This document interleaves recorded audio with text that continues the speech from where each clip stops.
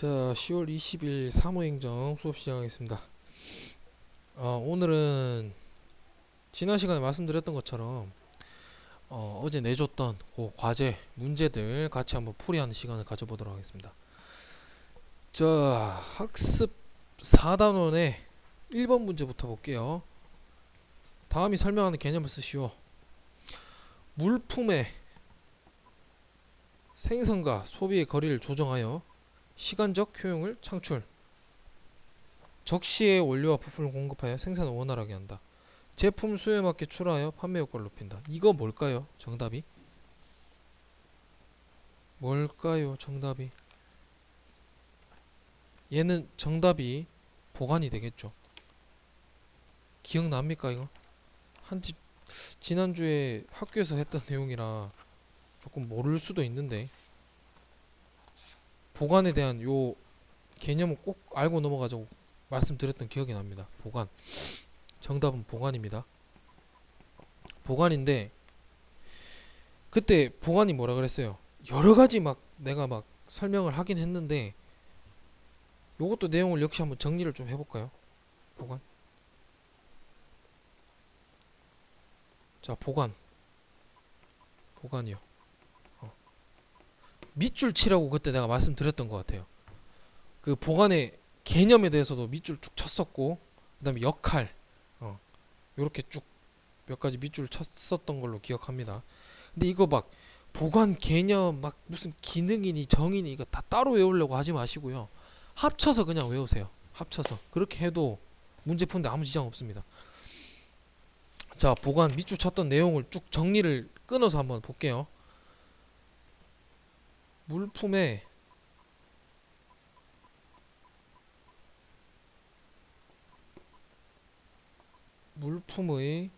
생산과 소비의 거리를 조절한다. 조절해서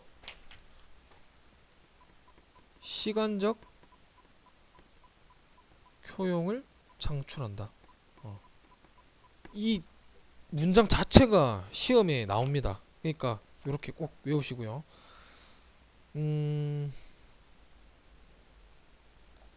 뭐 나머지는 뭐 크게 읽어보면 되는 내용이라서 여러분들이 충분히 이해하실 것 같고, 그 다음에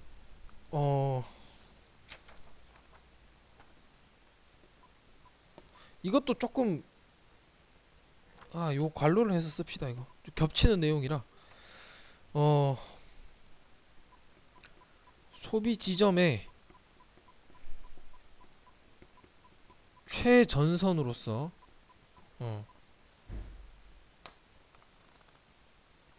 배송 시간을 절약.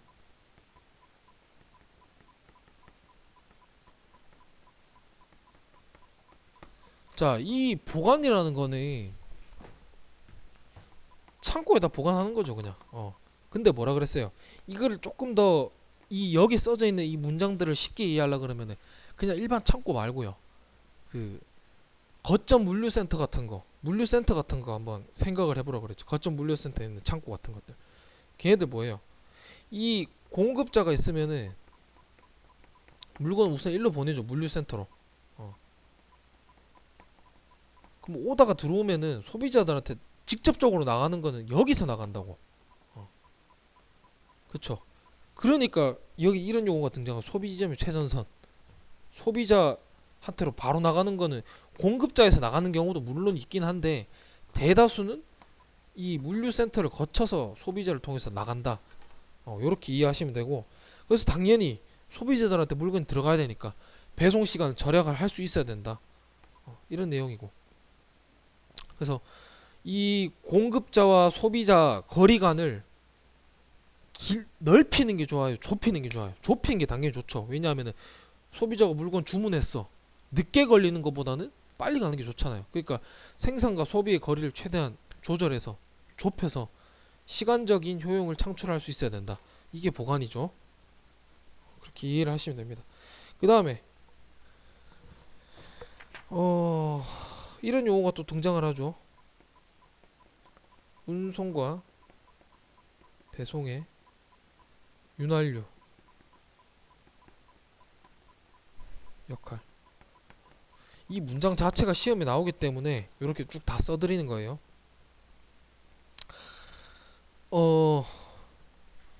운송은 나도 정확한 정의를 이거는 나도 잘 모르지만 그냥 이렇게 이해하시면 될 것 같아. 공급자로부터 물류센터로 들어가는 거 운송. 그다음에 물류센터에서 소비자들한테 가는 거 배송. 그래서 운송과 배송 가운데 있잖아 물류센터가. 그러니까 이것을 잘 완충 작용도 하고 윤활유 역할도 한다. 그렇게 이해하시면 될 것 같아요. 그다음 세 번째 밑줄 친 거 보니까 완충 역할이란 게 나오네. 당연히 그래서 이 공급자 측과 소비자 측의 가운데 있으니까 소비자가 물건을 적게 주문했는데 공급자한테 많이 보내달라고 하면 안 되잖아요 물류센터에서. 그죠? 그래서 당연히 생산과 판매의 완충 역할 이게 돼야 된다. 소비자가 물건 적게 주문했는데 공급자한테 전화해서 많이 주세요, 많이 찍어내 주세요 이러면 안 되잖아요, 그죠? 그래서 요런 것들 완충하는 역할을 한다. 이 그러니까 물류센터 보관해서. 그다음 밑줄 친 내용을 보니까 배송센터 나 물류센터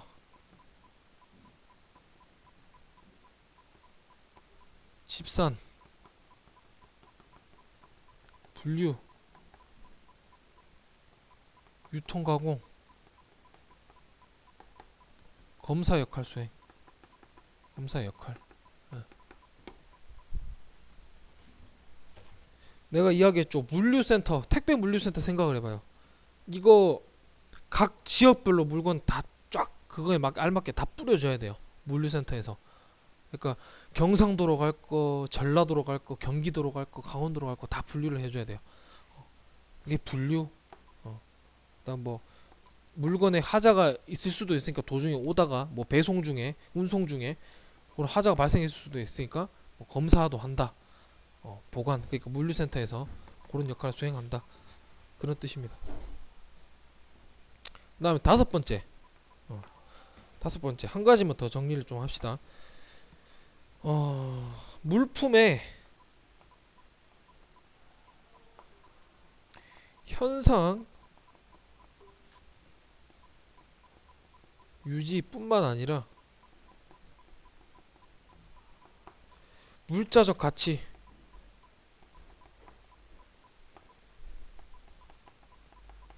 가치를 유지. 창고에서요. 단순하게 물품의 현상만 유지시켜 주는 게 아니라 물품의 가치가 훼손되지 않아야만 소비자들한테 제대로 된 물건이 나갈 수 있겠죠. 그래서 보관하는 데 있어서 물자적 가치가 훼손되지 않도록 잘 보관해 줘야 된다. 원래 처음에 물건 찍어냈을 때 그 상태 그대로 유지를 시켜줘야 된다. 품질이라든지 외관이라든지 모든 부분에서. 그래서 보관에서는 이런 역할을 해줘야 된다. 내가 그때 학교에서 배추를 들어서 얘기를 해줬었던 것 같아요. 배추 같은 경우에는 뭐 냉동고에 보관을 해서 부패가 되지 않도록 이런 걸 사전에 방지를 해줘야 되고 그런 것들이 다 보관의 역할이 되겠죠. 그렇습니다.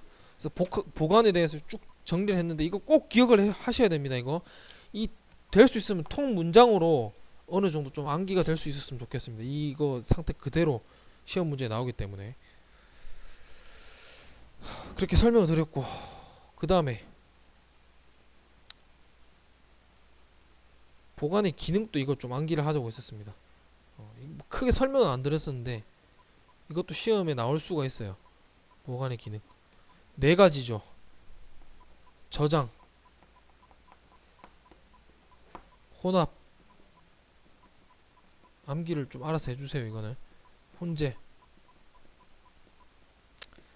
소분 이렇게 암기 이것도 시험 문제 나올 수 있습니다.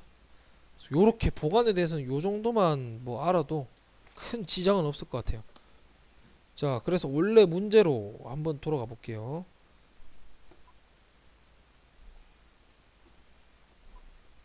자, 그래서 1번의 답은 뭐 다시 내용을 쭉 읽어보면 물품의 생산과 소비의 거리를 조정하여 시간적 효용을 창출한다. 아까 전에 다 짚었던 내용이죠. 그 다음에 적시에 원료와 부품을 공급해 생산을 원활하게 한다. 그죠? 쭉 읽어보면 이거 이해 가죠, 이거는? 제품을 수요에 맞게 출하하여 판매 효과를 높인다. 수요와 판매와 공급의 그 완충 역할을 수행해야 된다. 그렇기 때문에 당연히 제품을 수요에 맞게 물건을 내보낸다. 그래서 판매 효과를 높인다. 그래서 이건 정답이 보관이다. 됐죠? 그래서 다음 문제 2번. 아래를 모두 포함하는 정의는 무엇인가? 그죠? 내용을 일단 먼저 한번 읽어볼게요. 재화를 물리적으로 보존하고 관리하는 것. 재화를 물리적으로 보존한답니다. 그 다음에 물자의 생산과 소비의 시차를 조정하는 시간적 효용의 창출. 많이 봤던 내용이죠. 물품의 현상 유지뿐만 아니라 물자적 가치를 유지하기 위한 적절한 관리. 또 많이 봤던 내용이죠. 이 뭐예요, 이거? 뭡니까, 이거? 보관이 정답이죠. 방금 정리할 때 다 했던 겁니다, 이거. 그죠? 물자의 생산과 소비의 시차를 최대한 줄여줘야 된다. 줄여서 시간적 효용을 창출을 해야 된다. 그 다음에 물품의 현상 유지뿐만 아니라 물자적 가치가 훼손되지 않도록 해야 된다. 다 보관에 대한 내용입니다. 쭉 가서 자, 다음 3번 보관의 역할. 소비 지점에 가장 가까운 곳에 위치하여 생산 시간을 절약하는 고객 서비스의 최전선. 이거 왜 잘렸지? 잠깐만.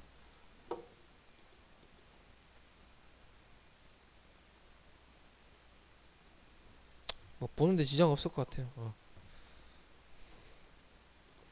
자, 소비 지점에 가장 가까운 곳에 위치하여 생산 시간을 절약하는 고객 서비스 최전선. 맞는 설명, 틀린 설명.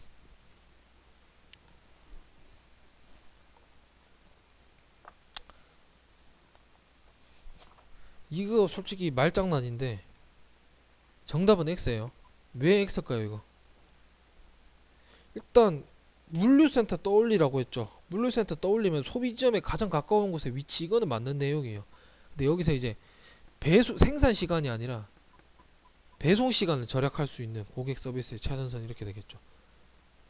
이 물류센터에서 소비자한테 이제 직접적으로 배송이 나갈 건데 이 배송 시간을 최대한 절약시켜 줘야 된다.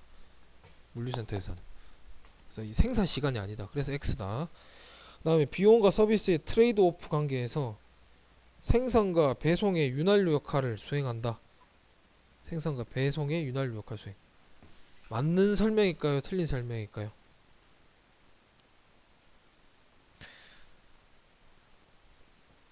차, 이것도 참 이거 좀 말장난인데 생산과 배송이 아니라 판매라고 돼 있어요, 책에. 판매. 생산과 판매의 윤활유 역할 수행. 이거는 근데 내용을 기억하자고 하고 있어야 된다 그랬죠. 어쨌든 배송이 아니라 판매랑 생산의 윤활유 역할 수행. X죠, X. X다. 다음.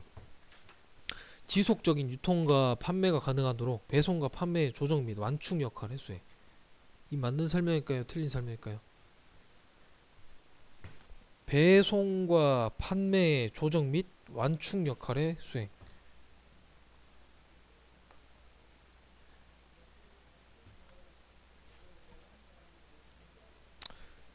이것도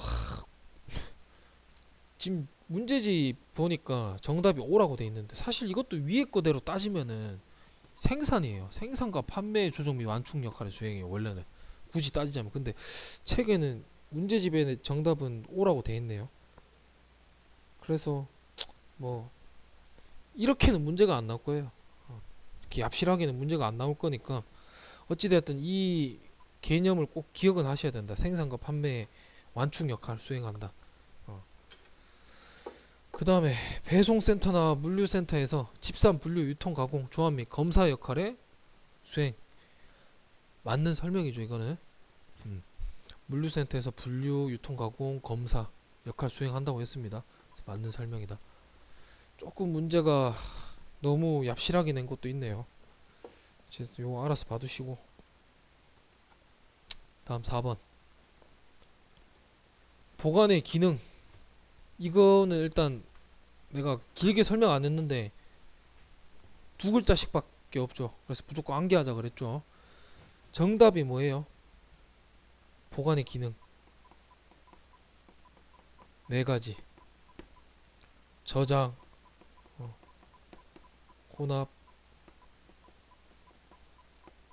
혼재, 그다음 소분. 앞글자씩 따서 외우세요. 그냥 저합, 재, 소 뭐 이렇게 외우세요. 그래서 정답이 아닌 거는 포장이 정답이겠죠. 그래서 이렇게 정답이 된다. 그래서 다음 문제 넘어가 봅니다. 5번 다음 표에서 설명하는 창고의 기능을 쓰시오. 창고의 기능. 창고의 기능도 조금 뭐 우리가 습득할 수 있는 건 좀 습득을 하자고 얘기를 했었습니다. 여러분들 책 157페이지를 보시면 내용이 있어요. 2번 창고의 기능에서 보시면은 물품을 안전하게 보관하거나 현상을 유지한다. 이거는 저장 기능이에요. 저장 기능. 그 다음에 물품의 생산과 소비의 시간적 간격을 조정한다. 수급 조정 기능입니다. 수급 조정 기능. 물품의 수급을 조정함으로써 가격 안정을 도모한다. 이거는 뭘까요? 이거는 가격 조정 기능. 창고의 기능도요. 보시는데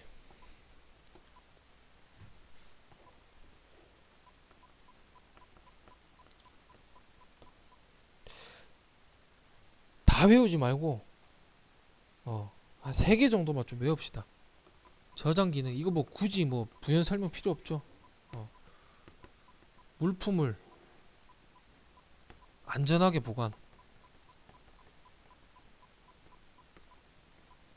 그 다음에 물건의 현상 상태 유지. 이게 저장 기능이죠. 그 다음에 수급 조정 기능.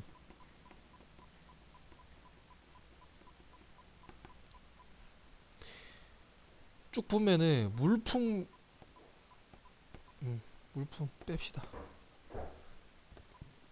생산과 소비의 시간적 간격 조정. 그 다음에 가격 조정 기능. 얘는 물품의 수급을 조정하여 가격 안정 도모. 자, 이 수급 조정 기능하고 가격 조정 기능에서 키워드는 이겁니다. 시간. 수급에서는 시간. 그 다음에 가격 조정 기능에서는 그냥 말 그대로 가격. 요렇게만 기억해도 문제 푸는데 지장 없을 거예요. 요렇게 알아두시고 그 다음에 뭐 밑에 기능 뭐 또 기타 여러 가지 있어요. 창고에 기능하면 뭐 최적의 입지 선정해서 대단히 장거리 수송이 유리하도록 해야 된다. 최적의 입지라는 건 위치라 그랬죠. 위치. 이 아주 큰 물류센터 창고가 청주 시내 한복판에 있는 것보다는 고속도로 앞에 있는 게 낫죠. 그런 것들이에요. 고속도로 앞에 있어야 대단히 장거리 수송이 유리하겠죠. 아무래도 뭐 청주에 있는 물건을 저기 뭐 부산까지 가야 되는데 청주 시내 한복판에 있으면 이건 적합하지가 않겠죠. 그런 내용이에요. 그리고 뭐 물류를 연결시키는 터미널 기능. 뭐 물류센터다 보니까 뭐 경상도로 갈 거, 강원도로 갈 거, 전라도로 갈 거, 경기도로 갈 거 다 이렇게 지역별로 분류를 할 수 있어야 된다. 그런 내용이에요. 나머지 거는 보지 마세요, 그냥. 그런 내용이 있답니다. 요 정도는 좀 기억을 하십시오. 요 5가지.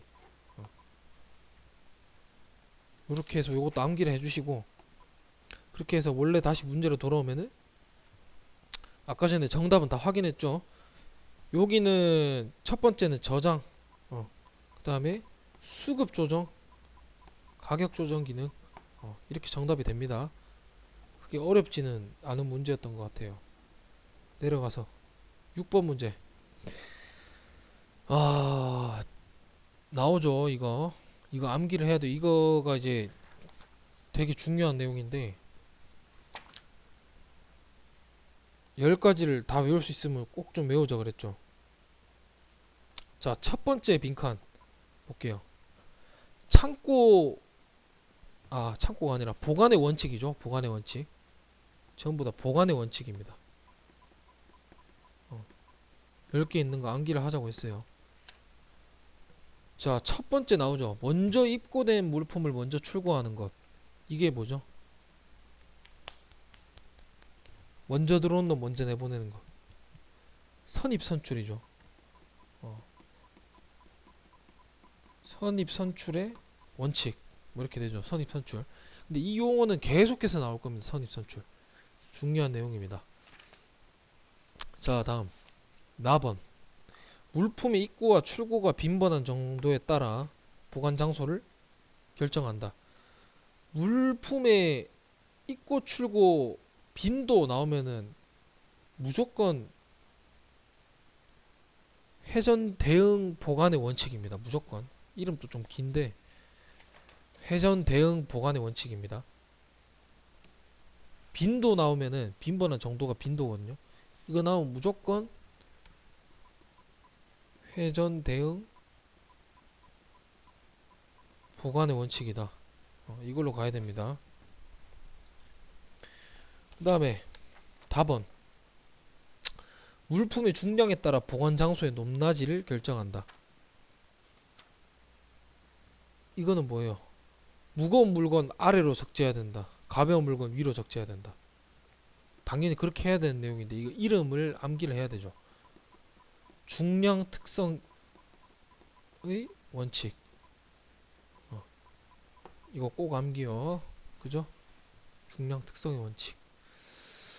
그 다음에 라번. 관련 품목을 한 장소에 개통적으로 분리하고 보관하여 출하 시 용이하게 한다.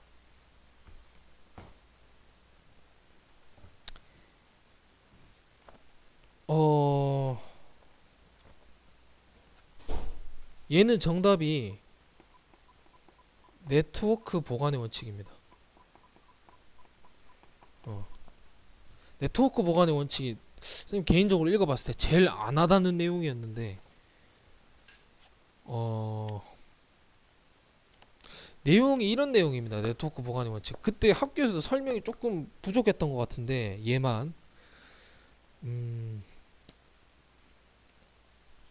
그러니까 이 어떤 물건끼리도 이 어떤 그 좀 성질이라는 게 있는데 얘네들을 이 성질에 맞게끔 같은 계통은 같은 계통끼리 이렇게 묶어 놓는다는 거야. 그러면 이게 뭐 어떤 뭐 1번 집합, 2번 집합, 3번 집합 쭉 이렇게 집합이 생길 겁니다. 물건별로. 계통별로 이제 유사한 계통끼리 이렇게 분리를 해 놓으면은. 그래서 요런 거 네트워크를 형성을 해 놓으면은 나중에 이제 뭐 물건 입고 출고할 때 더 편리하다. 이런 내용입니다. 그래서 이거는 이제 네트워크 보관의 원칙에서는 계통적으로 분리라는 요 키워드가 제일 중요한 것 같아요. 요 키워드가 들어가면 무조건 네트워크 보관의 원칙으로 가는 걸로 그렇게 이해를 하시면 좀 좋을 것 같아요. 계통적으로 분리한다 물건을. 그러면 무조건 네트워크 보관의 원칙. 됐죠?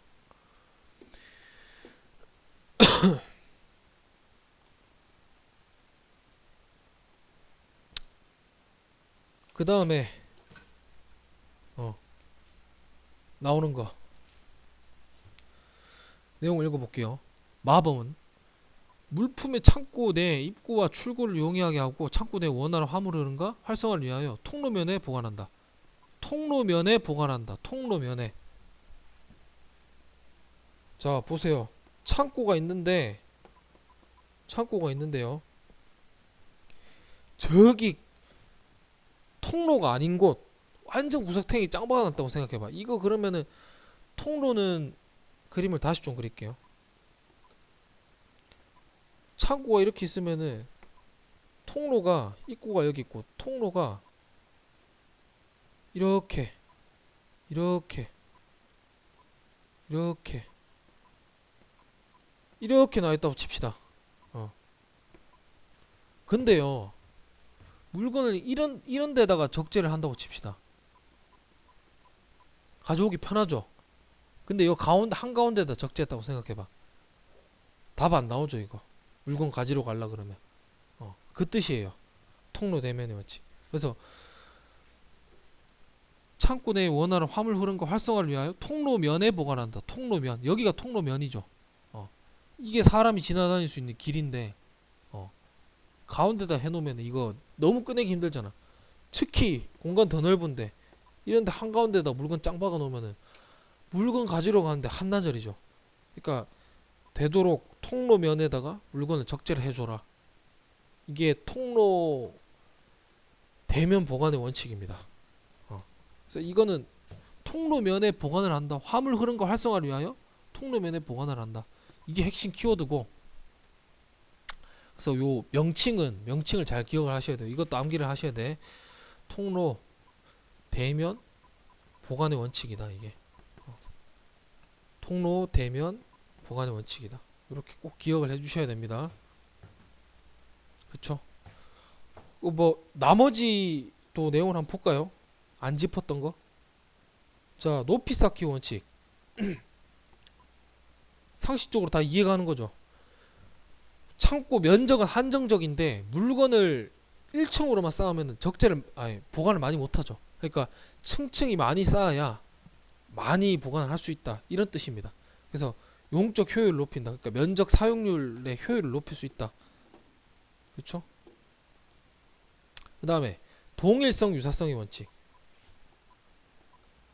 네트워크랑 조금 유사한 것 같은데 규격이 동일한 애들이나 유사한 물품을 같은 장소에 보관한다. 그러면 이제 좀 더 찾으러 가기가 쉽죠. 뭐 철판떼기는 철판떼기대로 따로, 종이는 종이대로 따로, 플라스틱은 플라스틱 따로, 비닐은 비닐 따로 이렇게 해놔야 되는데 뭐 비닐, 철, 종이 뭐 다 짬뽕 섞어 놓으면은 찾기 힘들다 이 뜻이죠. 그다음에 형상 특성의 원칙. 요게 여러분들 제일 이해하기가 힘들었을 것 같은데 이거 그때 학교에서 얘기를 어떻게 했습니까? 여기 내용에 보시면은 표준품, 비표준품, 물건 보관하는 데 있어서 이렇게 크게 두 종류로 나뉜다고 했었고, 표준품은요 4개 다 보관한다고 그랬죠. 4개 보관. 4개 보관. 비표준품은 별도의 형상,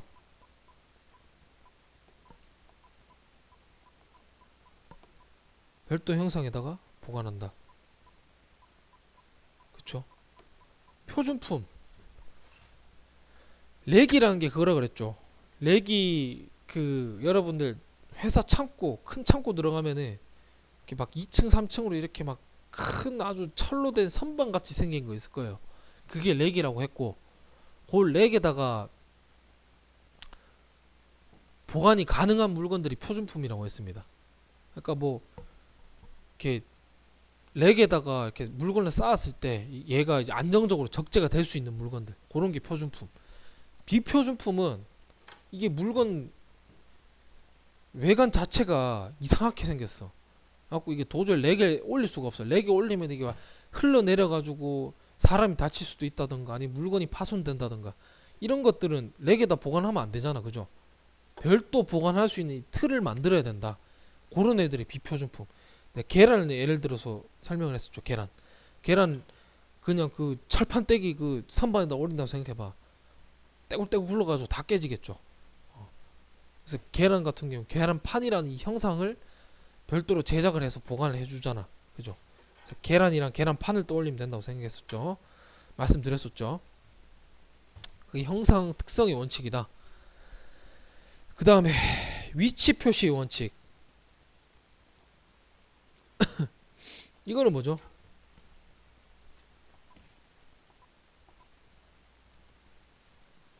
위치 표시의 원칙. 얘는 보관품의 장소, 선반, 번호 등 위치를 표시한다. 그러니까 뭐 철제는 뭐 1번 선반, 뭐 유리는 2번 선반, 플라스틱은 3번 선반 이런 식으로 동일성, 유사성의 원칙에 따라서 우리가 이제 비슷한 물품끼리 이제 뭉친다 그랬잖아요. 그죠? 걔 그 유사한 물건들끼리 선반에다 번호를 다 써놓는 거야. 그렇게 하면 훨씬 찾으러 가기 쉽죠. 1번 선반 뭐 있더라. 1번 선반 있는데 가고 3번 선반 있는데 뭐 있더라. 3번 선반 있는데 가고 이게 위치 표시의 원칙입니다. 선반에다 다 번호를 써줘야 우리가 물건 입출구할 때 더 편하다. 여기 위치 표시의 원칙입니다. 자, 다음 명료성의 원칙. 이거는 그냥 작업하는 사람이, 그러니까 입출구 작업을 하는 사람이 눈에 잘 띄게끔 뭔가 조치를 해놔야 입출구가 원활하다. 그러니까 작업은 시각이에요. 보관품이 식별이 용이하도록 보관을 해줘야 된다. 그러니까 작업자가 봤을 때 누가 봐도 쉽게 선반에 접근을 할 수 있도록 해놔야 되고, 그래서 그거 시각적으로 뭐 구분을 잘 할 수 있도록 해줘야 된다. 요게 명료성의 원칙입니다. 무조건 다 암기입니다. 이거는. 그래서 문제 7번 가봅시다. 문제 7번. 다음이 설명하는 것. 정답이 뭘까요? 이거 내용을 읽어볼게요. 자재 또는 제품 적재하고 관련한 창고에 관한 모든 업무 프로세스를 전선 정보화하여 적은 인원이 보다 쉽고 편리하게 창고 업무를 수행할 수 있도록 한 정보 시스템이다. 그 다음에 밑에 거 WMS이다. 답을 알려줬죠. 한국어로 쓰면은 창고 관리 시스템, 영어로 쓰면은 WMS. 둘 중에 아무거나 한 개만 쓰면 정답이라고 그랬죠. 창고 관리 시스템에 그 여러 가지 키워드들이 있죠. 그 중에 하나가 전산화, 전산화죠. 전산화, 뭐 실시간화, 뭐 완충작용, 뭐 이런 것들, 그런 것들 핵심 키워드들이었죠. 창고 관리 시스템 이거 무조건 중요한 내용입니다. 그렇죠?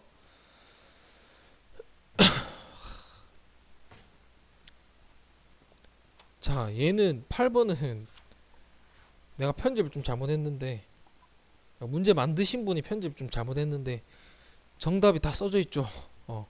괄호 안에. 이건 솔직히 이건 좀 문제가 좀 될 수가 없는 게, 이 둘 중에 하나를 정답으로 쓰는 문제가 나올 거예요 아마. 그래서 얘를 써도 정답, 얘를 써도 정답이에요. MES 빈칸 들어갈 알맞은 말, 이건 결국 영어를 해석할 줄 알아라는 건데 그렇게까지는 할 필요 없습니다. 둘 중에 하나만 외우면 돼요. 이 설명도 쭉 읽어보고 둘 중에 하나를 답으로 쓸 수 있으면 돼요. 그래서 우리는 어찌됐든 이 내용을 한번 읽어볼게요. 여기 나오죠. 내가 외우라 그랬던 거. 환경의 실시간 제어, 모니터링, 물건의 제품의 상태 파악, 그다음에 뭐 불량 관리. 얘가 MES다. 그죠? MES. 얘는 MES는 뭐라 그랬어요? 지난 시간에 제품 그 생산 그 자체에 대해서 포커스를 두는 거라 그랬죠. 어떤 그 생산 현장에 대한 환경, 그거를 이제 실시간으로 제어를 할 수 있어야 된다. 그 다음에 생산 현장에 대한 모니터링, 그러니까 감시 감독이죠. 그 다음에 제품 생산해낸 거, 그거에 대한 상태를 파악할 수 있어야 된다. 그 다음에 불량품 관리도 할 수 있어야 된다. 요게 MES. 물건 자체에 대한 포커스, 요게 MES다. 그 다음에 ERP는 내용을 읽어보면 기업 내 물류, 흐름, 그 다음에 재고, 영업과 구매, 그쵸? 이게 ERP인데 얘는 물건이 물건이 이제 다 생산되고 난 이후의 이야기입니다. 얘는 이후의 이야기. 얘는 MES는 물건 생산할 때 이야기. ERP는 물건 다 찍어내고 난 이후의 이야기.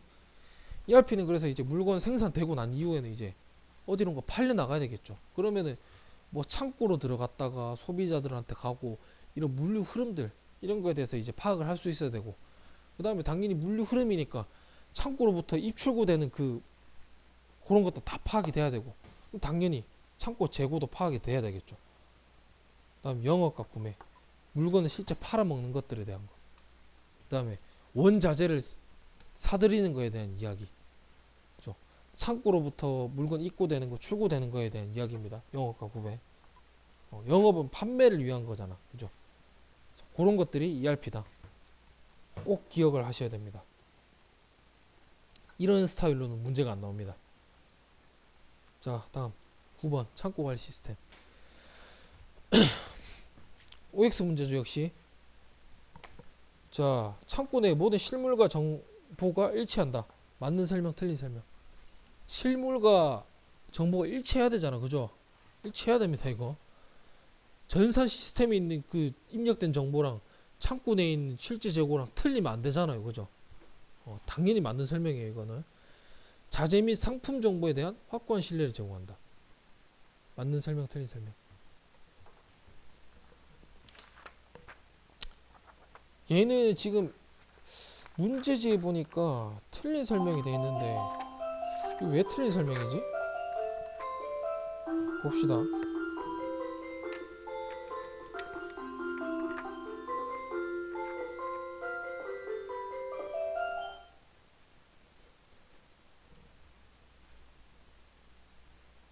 자재 및 상품 정보에 대한 확고한 신뢰를 제공한다. 왜 틀린 설명이지 이게?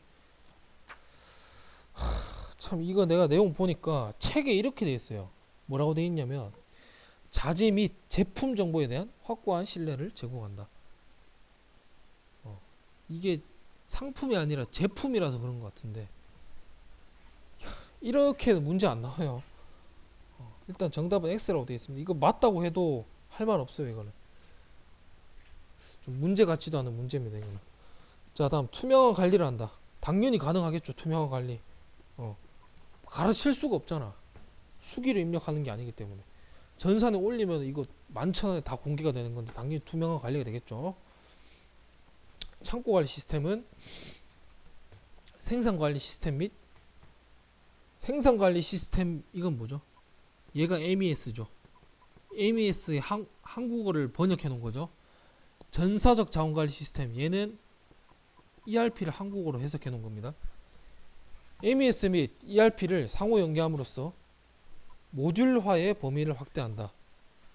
일단 정답은 X예요. 왜냐하면 핵심 키워드 내가 설명할 때 MES 및 ERP를 상호 연계한다, 요렇게 내가 설명을 했었는데 뒤에 내용을 보시면요,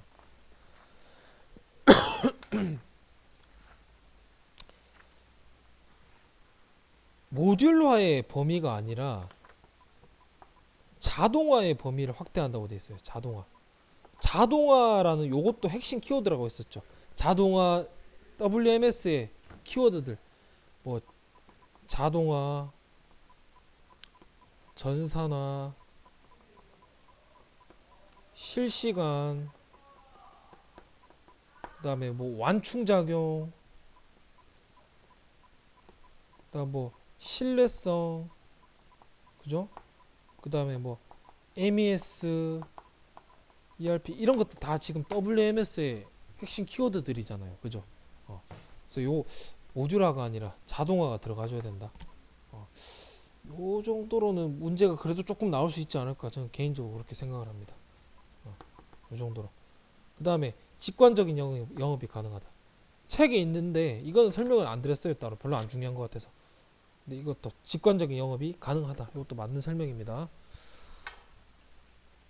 그래서 요렇게 9번 문제 풀 수 있을 것 같고요. 그래서 넘어가서 10번. 제시된 그림은 무엇의 기능인지 빈칸을 완성하시오. 이거는 내가 이거 다 못 외운다고 이것까지 외우지 말라고 했는데 책에 보시면 내용 있죠. 정답은 MES죠. 그렇죠? 답만 확인하고 넘어갑니다. MES고 한국어로 번역하면 생산 관리 시스템. 영어랑 한국어랑 둘 다 외워도 좋고 하나만 외워도 좋고. 그 다음 이것도 마찬가지. 내가 이거 그림은 못 외워도 상관없다 그랬어요. 근데 책에 어찌됐든 이 내용은 있어요. 정답은 그래서 ERP 시스템이에요. ERP 시스템. 한국어로 ERP 시스템을 번역하면 역시 전사적 자원 관리 시스템이다. 한국어까지 외워놓으면 더 좋고요. 못 외우면 말고. 자, 넘어갑시다. 12번 창고 관리 시스템 특징이 아닌 것. 이것도 내용을 한번 짚긴 짚었어요. 쭉 읽어보세요. 여러분들 책 보고 다 문제를 풀었을 거니까 정답은 나오죠. 그쵸? 아닌 것 뭐예요? 2번이죠. 이런 건 없는 내용입니다. 비슷한 건데 여기 공급이 들어가네요.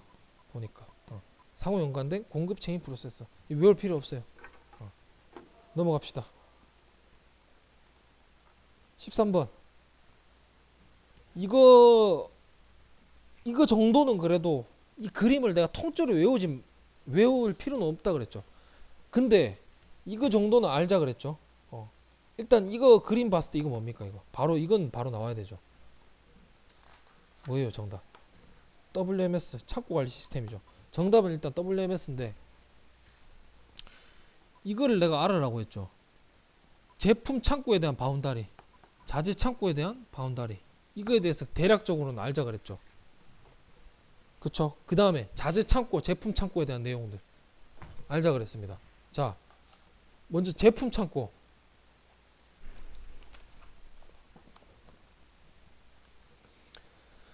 제품 창고는 보세요. 얘는 내가 그때 설명을 할 때 회사 내 창고 말고요. 회사 내 창고인데 얘는 제품 창고는 이제 물건이 밖으로 나가는 거 관점이죠. 이제 팔아먹는 거 관점이에요. 제품 창고는. 출하를 관점으로 보면 된다 그랬죠.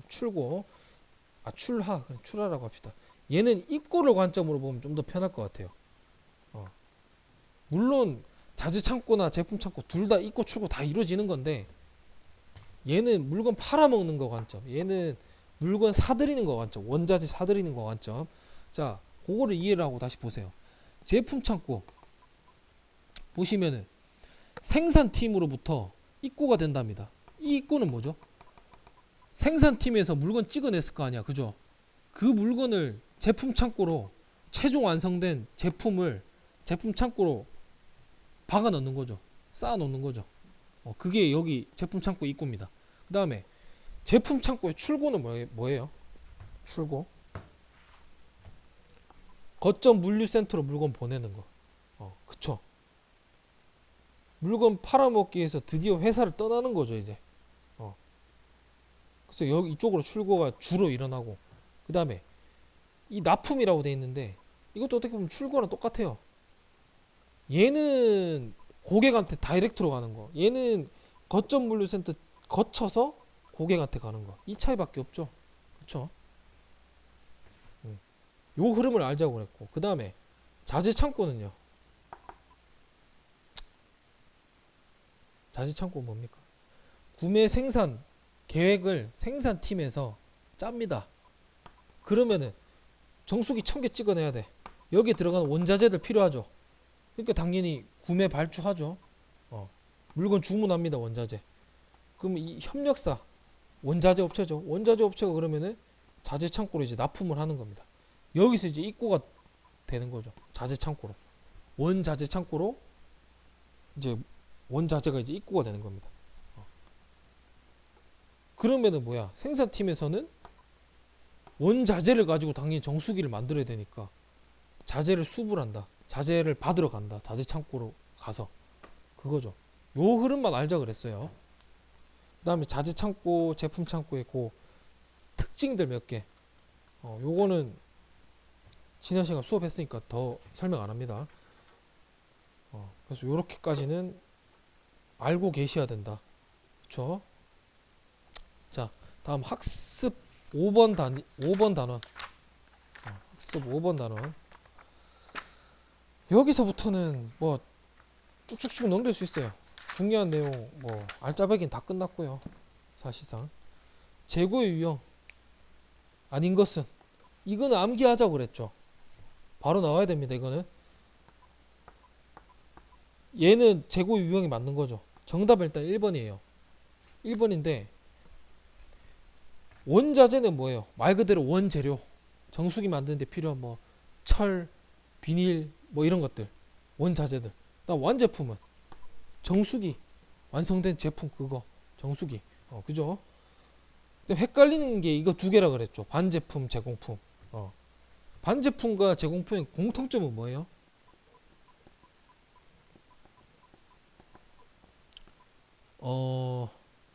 추가적인 가공이 더 필요한 거죠. 추가적인 가공을 더 해야 완제품으로 완성되는 거예요. 한마디로 아직 만들고 있는 애들. 이게 반제품, 제공품이죠. 차 있죠. 반제품은 판매가 가능한 거라 그랬어요. 얘는 판매 불가능.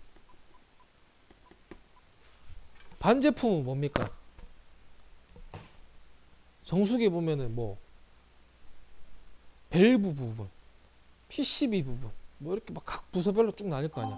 요 각 부서의 한 부서를 다 만들어 놓은 거, 그게 반제품입니다. 그래서 얘는 이제 물건 팔아 먹을 수 있는 거죠.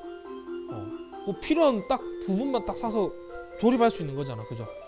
그래서 요거는 판매가 가능한 거고, 제공품은 PCB를 만드는데 부품 삽입만 해놓은 상태야. 이거는 판매하다가 부품 다 빠지죠. 이런 거는 그러니까 판매가 불가능한 거예요. 정말 만들다 만 거. 이게 제공품입니다. 그렇죠. 특채는 전혀 생뚱맞은 내용이고요. 특채는 뭐예요? 부적합품 처리하는 데 있어가지고 부적합품인데 얘는 실제로 먹기는 팔아먹는 거죠. 예외 사항이죠. 근데 이제 조건이 붙죠. 뭐 고객의 승인이 사전에 있어야 되고, 그 다음에 뭐 물건의 기능을 수행하는 데 있어서 아무 이상이 없을 때만 특채로 팔아먹을 수 있다. 특별 채용으로 팔아먹을 수 있다. 그 내용이죠.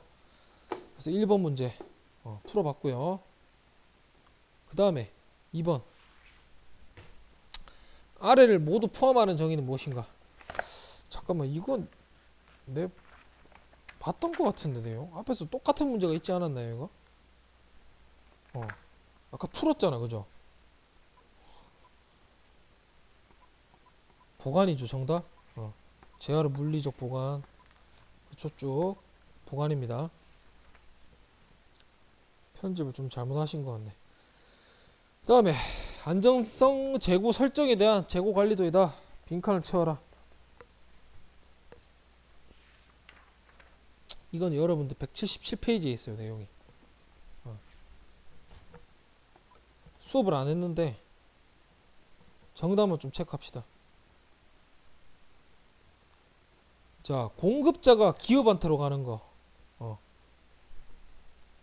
이거는 원자재라고 되어 있네요. 그렇죠?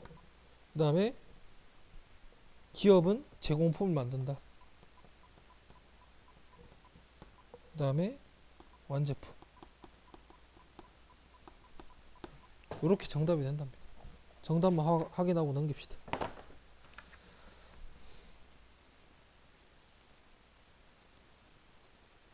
그래서 4번 문제 넘어가 볼게요. 자, 4번 문제. 이 정답이 뭐죠? 이거 정도는 암기를 하자 그랬죠. 이거 정도는. 다른 거 다 필요 없고요. 읽어볼게요. 직무 수행 시 요구되는 직무 위계를 분석하여 교육 목표 설정과 교육 내용을 설계하는 것. 요거 정도는 알자 그랬죠. 직무 분석이죠. 다른 거 다 필요 없고 요 정도는 알고 알자 그랬습니다. 자, 직무가 뭐라 그랬어요? 직무. 작업자가 수행하는 일. 이게 직무라 그랬어요. 그죠? 직무 분석이란 거는 직접 선생님을 예를 들게요. 선생님이 회사에 직접 가서 작업자가 수행하는 일을 직접 봅니다. 직접 봐서 이 사람 어떤 일을 하네 이렇게 파악이 되면은 어떤 공정이 있을 거 아니에요. 어떤 일을 하는 데 있어서 작업 순서가 있을 거라고. 이거를 작업 공정별로 이렇게 체계적으로 순서대로 쭉 정리를 하는 거야. 이거 정리한 거를 바탕으로 학생들한테 뭐 어떤 내용을 가르칠 거다. 그 다음에 교육 목표는 어떻게 설정할 것이다. 이런 거를 하는 작업을 직무 분석이라고 합니다. 요 정도는 알자 그랬습니다. 다른 건 넘기고. 그 다음에 한 개 더 기억하자고 했어요. 다른 거요 뭐 다 필요 없고요. 직무는 책무, 작업 요소로 나눌 수 있다. 설명했습니다. 책무, 작업 요소. 요 정도는 암기입니다.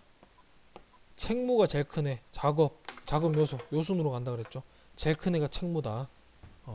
책무는 용접공의 책무, 예를 들면 뭐 선박과 선박 간에 뭐 쇠판떼기를 안정적으로 붙여놔야 된다.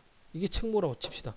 그럼 작업은 이 책무를 수행하기 위한 작업은 뭐 용접을 하는 방법이 있고 뭐 딱풀로 붙이는 방법이 있고 여러 가지가 있을 거 아니야, 그죠? 그 뭐 작업 요소는 이 용접이란 걸 하기 위해서 어떤 일들을 해야 된다. 어떤 작업을 구체적으로 해야 된다.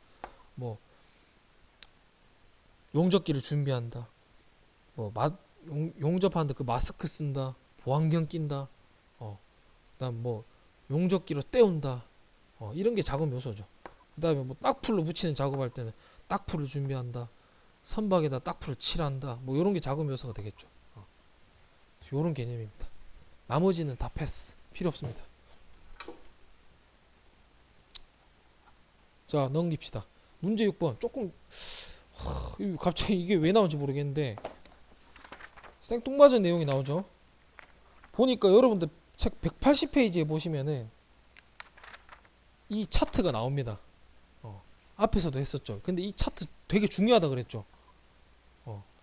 어느 단원에서 나올지 모르겠는데 꼭 나올 겁니다. 아마 이 차트 이름 꼭 기억하자고 했죠. 나중에 뒤에서 나올 건데 간트, 뭐 겐트 차트라고도 하고 간트 차트, 마일즈스톤 차트.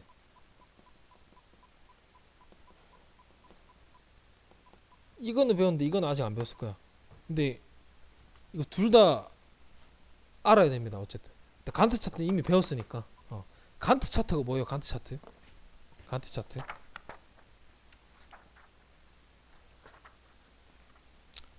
시기를 쭉 써놔. 1년치로 쭉 씁니다.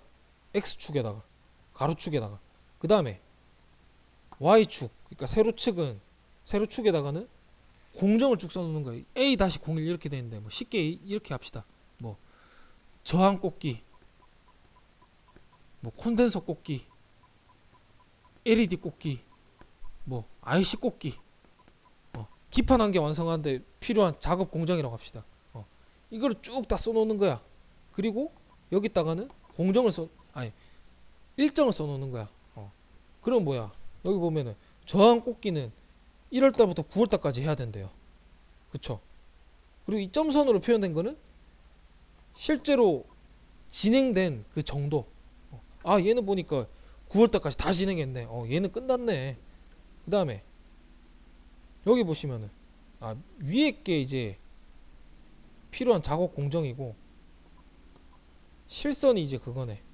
실제로 수행된 거. 저항 꽂기는 지금 다 했죠. 1월달부터 9월달까지 해야 되는 거 다 했죠. 그 다음 콘덴서 꽂기는 점선을 보니까 3월부터 12월 중순까지 해야 된대요. 근데 보니까 실선을 보니까 실제로 수행한 거는 3월 때부터 해서 11월 달까지만 했네. 작업을 더 해야 되겠네. 이런 것들을 한눈에 보여주는 게 간트 차트죠. 중요하다 그랬습니다. 저 앞에 다시 돌아가면 이 정의도 있을 겁니다.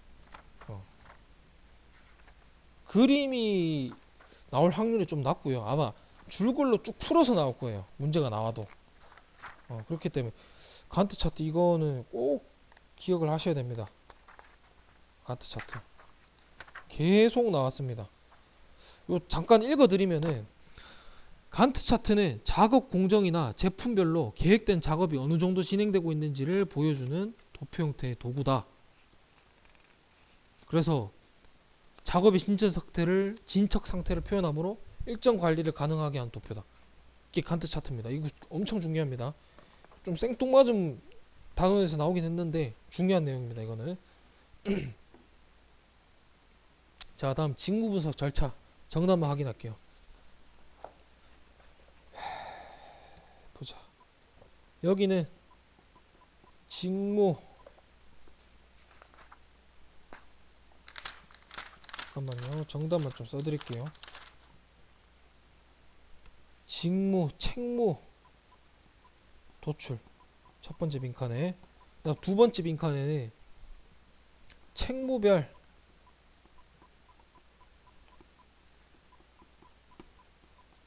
작업 도출. 그다음 세 번째는 작업 수행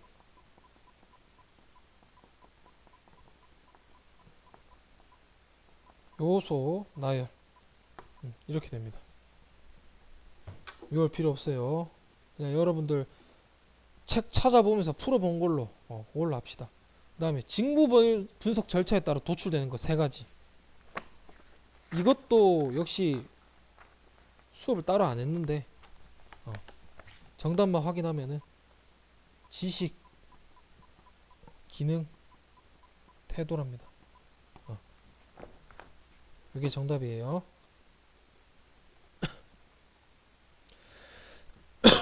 교육과정 개발 절차다. 빈칸을 완성하시면 선생님들이 할 줄 알아야 돼요. 자, 정답만 써볼게요. 한번. 요구 분석, 그 다음에 과정 설계, 그 다음에 과정 운영,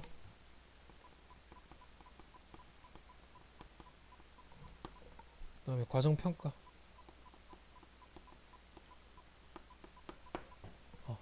요렇게 정답이 됩니다. 그래서 뭐 힘들진 않죠. 책 찾아보면 다 나오니까. 그래서 요렇게 패스하시고.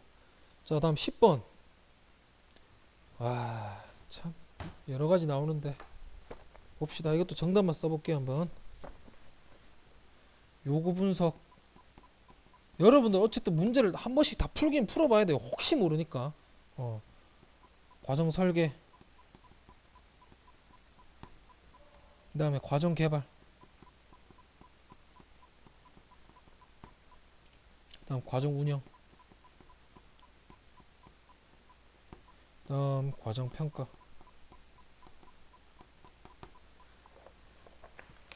그렇죠? 아까 방금 했던 단계랑 똑같네. 요렇게 된답니다. 자, 그래서 10번 확인했고요.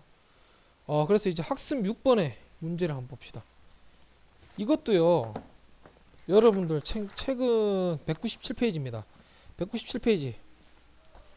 최상의 생산 조건을 유지하기 위해 작성하는 설비 표준 3가지. 문제를 여러분들 다 풀긴 풀었죠. 정답을 확인하면은 이렇게 된답니다.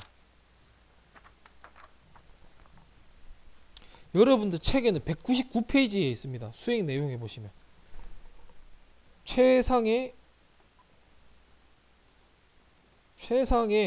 생산 조건을 유지하기 위해 작성하는 설비 표준 해서 보시면은 생산 설비 구축을 위한 표준 작성 이렇게 나오고, 그 다음 2번에 설비 보전 관리를 위한 표준 작성. 그다음에 치공구 관리를 위한 표준 작성. 정답만 체크 한번 해봅시다. 대신에 치공구에 대해서는 개념을 알아야 된다고 했죠. 이렇게 정답만 확인해봤습니다. 패스. 자, 2번. 이 정도는 풀 수 있어야 되죠. 그쵸? 2번의 정답이 뭡니까? 치공구죠. 얘도 될 수 있으면 문장을 외우면 더 좋습니다. 여기서부터 한 여기까지는 치공구의 예시를 들어놓은 거야. 치공구에는 이런 애들이 있다. 뭐 특수공구나 절삭공구, 검사구, 측정공구 뭐 이런 애들이 있다. 그래서 얘는 뭐야? 핵심 키워드가 생산성을 향상시키는 모든 보조 장비다. 제품의 균일성과 경제성 및 생산성을 향상시키는 모든 보조 장비다. 이게 치공구라고 했습니다. 그래서 각종 제품을 공자가 생산할 때 사용되는 공구류이다. 뭐 여러분들 흔히 사용하는 뭐 프레스 머신 이런 거 전부 다 여기 다 해당된다고 그랬죠. 제품의 치수를 측정하는 기준치 공구, 주절삭 공구, 생산치 공구 이런 것도 전부 다 치공구다. 그래서 이렇게 문제를 풀 수 있습니다. 자, 넘어가세요. 3번. 이것도 정답만 확인할게요.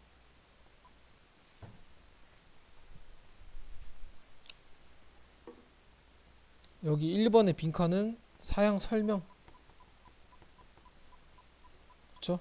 그 다음에 견적 검토. 그 다음에 5번째 빈칸은 설비 검수. 이렇게 됩니다. 그쵸? 자, 요렇게 해서 넘깁시다.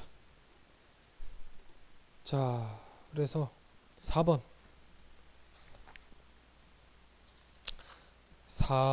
4번은요, 여러분들 책 208페이지입니다. 요거는 좀 암기를 하자고 했죠. 고통스럽겠지만. 직무교육 목표 3가지. 뭐라 그랬습니까? 어떤 내용을 교육할 거냐? 어느 정도 수준으로 교육할 거냐? 언제 교육할 거냐? 요거를 조금 더 유식하게 쓰면은 이렇게 되죠.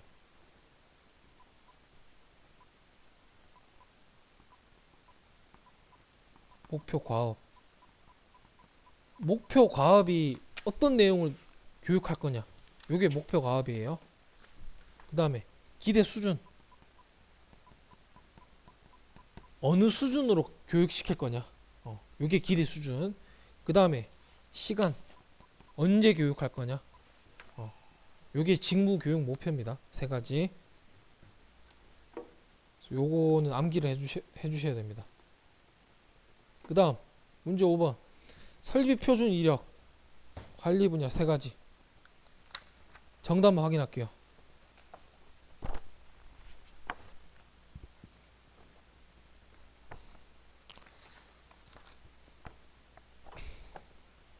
정답은요, 생산, 설비, 구축, 설비, 보전, 관리, 그 다음에 시공구, 관리. 이렇게 나옵니다. 이거는 외울 필요 없어요. 나중에 안 중요한 게 아니라 나중에 뒤에 가서 이런 내용을 좀 더 상세하게 나올 겁니다. 그래서 지금은 뭐 이렇게 겉핥기식으로 하느니 뒤에 가서 할 겁니다. 자, 다음 6번. 이거 또 문제 똑같은 거 나왔는데 이거 뭐죠? 간트 차트죠. 계속 나오는데 그만큼 중요하다는 겁니다. 자, 요렇게 해서 지금 4장, 5장, 6장 정신없게 문제 풀어봤는데 내용이 많은 것 같아도요, 사실 중요한 내용은 짚어준 거 그렇게 많지는 않아요. 거의 여러분들 A4용지 한 장에 다 들어갈 수 있는 수준일 겁니다. 그래서 암기하자고 했던 거 꼭 지금 당장 암기는 못하더라도 표시를 좀 확실하게 해두세요. 나오는 거는 꼭 나옵니다. 버릴 거 다 버리고 내용이 많기 때문에. 그래서 요까지 수업 하고 다음 주에 오시면은 전자부품 설비 계획 능력 단위에 대해서 쭉 한번 살펴볼 겁니다. 얼른 끝내고 이론 지겨우니까 실습도 좀 하고 나중에 12월 달 가면 이제 모의고사도 볼 겁니다. 어쨌든 긴 수업 듣느라 고생하셨습니다.